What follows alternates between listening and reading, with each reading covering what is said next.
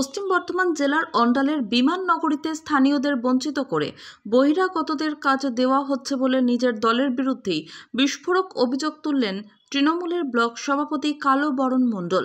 অন্ডালের কাজী নজরুল ইসলাম বিমানবন্দরের পাশেই বেঙ্গল অ্যারোট্রোপলিস প্রজেক্ট লিমিটেডের উদ্যোগে তৈরি হচ্ছে বিমান নগরী। সেই বিমান নগরী তৈরি করতে স্থানীয়রা কাজ পাচ্ছেন না, যদিও বহিরাগতরা কাজ পাচ্ছে। এই ঘটনার পিছনে দলেরই কিছু নেতাদের ভূমিকা রয়েছে বলে অভিযোগ করলেন দলের অন্ডাল ব্লক সভাপতি।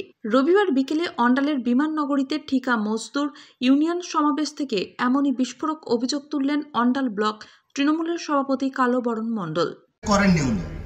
আমরা চাই যে অঞ্চল থেকে যে মৌজা থেকে যেভাবে জমি গিয়েছে সেইভাবে সেই এলাকার মানুষের কাজ হোক, না হলে পরে আগামী দিনে এই এয়ারপোর্ট কিন্তু এয়ারপোর্ট থাকবে না।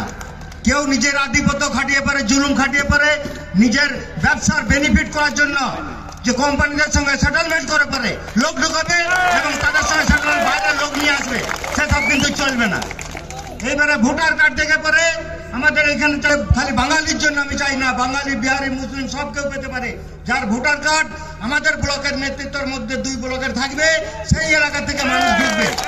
বেকার সমস্যা দূর করার একটাই উপায়, সবাই যদি সজাগ হন, সবাই যদি একটু সতর্ক হয়ে পড়ে চলেন, সবাই যদি সহযোগিতা করেন, আগামী দিনে এয়ারপোর্টে কিন্তু বিপুল কর্মসংস্থান হবে। কিন্তু যদি আপনারা যদি সকলে সহযোগিতা না করেন আর সকলে যদি না আসেন, কিছু মানুষের লাভবান হবে তারা। কালো বরণ বাবু যখন এই সব অভিযোগ জানাচ্ছিলেন, সেই সময় মঞ্চে উপস্থিত ছিলেন পশ্চিম বর্ধমান জেলা তৃণমূল শ্রমিক সংগঠনের সভাপতি অভিজিৎ ঘটক, শ্রমিক সংগঠনের নেতা প্রভাত চট্টোপাধ্যায়, কৌশিক মণ্ডল সহ জেলা তৃণমূলের নেতৃত্বরা।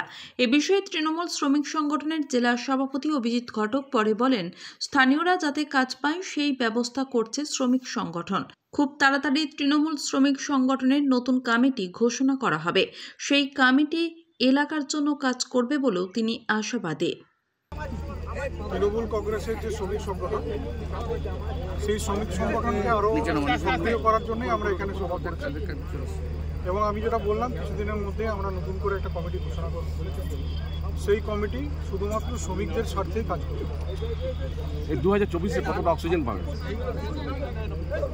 এই 2024-এ নতুন কমিটি কতটা অক্সিজেন দেবে?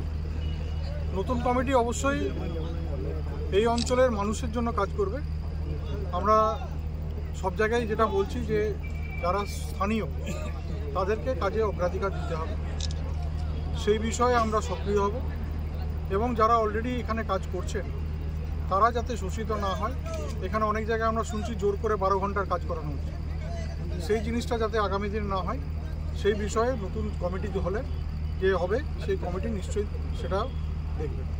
অন্যদিকে এই ঘটনার প্রক্রিয়ায় আসানসোল সাংগঠনিক জেলার বিজেপি সম্পাদক শ্রীদীপ চট্টোপাধ্যায় বলেন, তৃণমূলের গোষ্ঠীদ্বন্দ্ব প্রকাশ্যে আসছে।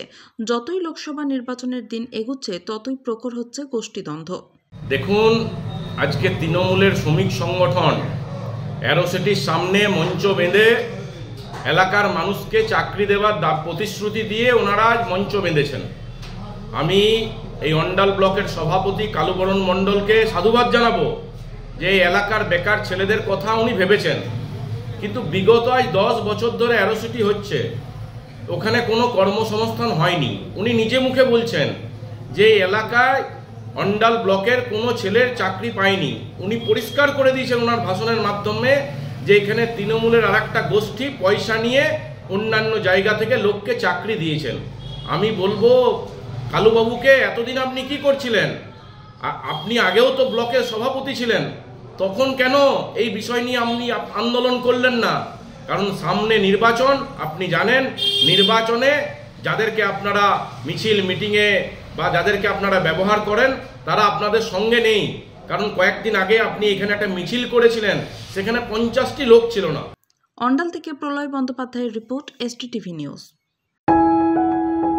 जब जीवन की हो नई शुरुआत तो श्री बालाजी फैशन है आपके साथ। ब्राइडल एथनिक वेयर के लिए आसनसोल में जाना माना नाम श्री बालाजी फैशन। दुल्हन के लिए खूबसूरत रंगों का लहंगा, और आकर्षक गाउन। दुल्हन की बहन को खूबसूरत बनाए लहंगा फ्रॉक। दुल्हे के लिए मान्यवर के विविध रंगों वाले sherwani, ethnic wear, fashionable men's suit से मिले दूल्हे के भाई को नया लुक। वेडिंग और पार्टी के लिए कढ़ाईदार बनारसी और सिल्क साड़ियाँ। तो देर किस बात की, आज ही आए श्री बालाजी फैशन, हर घर की पसंद, GT road, opposite Subhash cinema, Asansol.